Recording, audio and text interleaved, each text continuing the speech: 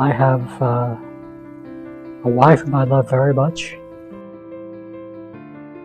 I have 2 boys who are about to turn 6 and 12. Spent a lot of time with them.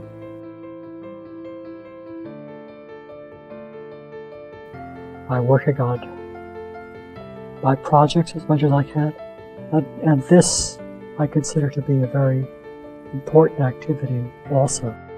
Jonathan was inherently such a likable person. He was kind. He was honest. He was authentic. He was genuine. And he was just a lot of fun.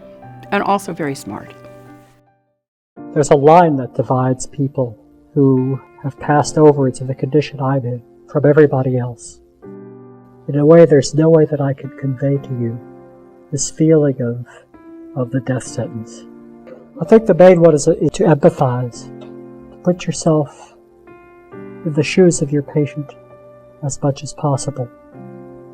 But I think the second point I'd like to emphasize is how important it is for the doctors and the medical staff to foster the patient's feeling of control and of hope to whatever extent you can, even if that's very, very small.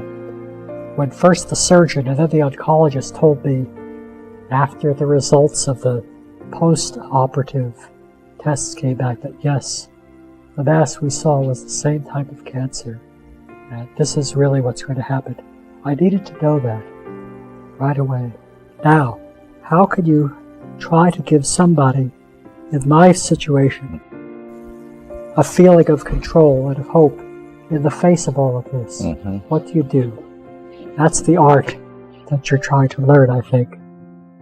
As I said in my eulogy, I called him a humanist that wanted to make a difference for the people of the world. A central point is treating the patient as a client, keeping the medical records open and available to the patient, of getting it to your patients and understanding as far as possible what they need. There were times when, of course, he was very, very down, and it was very hard for him to continue with the battle, but he did. And he maintained his normal family life as best he could under the circumstances. Jonathan was many things. He was a scholar, scientist, social critic, jazz buff. He was devoted to his family. He was an honest commentator on life. He was too much a curmudgeon to be a naive optimist. Yet, he was too gentle and kind to be a pessimist.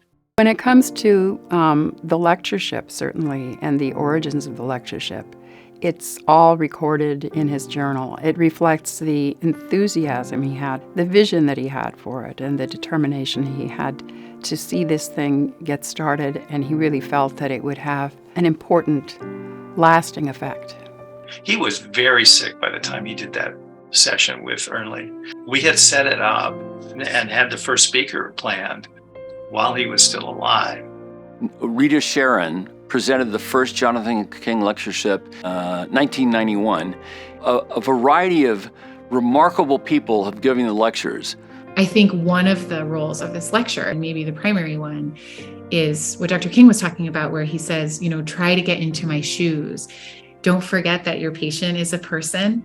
Build care around that. So I'm certainly not alone in all this. All of you must be aware that just your being here means that you're part of a movement which is trying to make this happen. But I'd also like to be there, make a 3-minute introduction, and through the magic of editing, we could say, "Good evening, ladies and gentlemen, I'm Jonathan King. Welcome to the 20th annual lecture."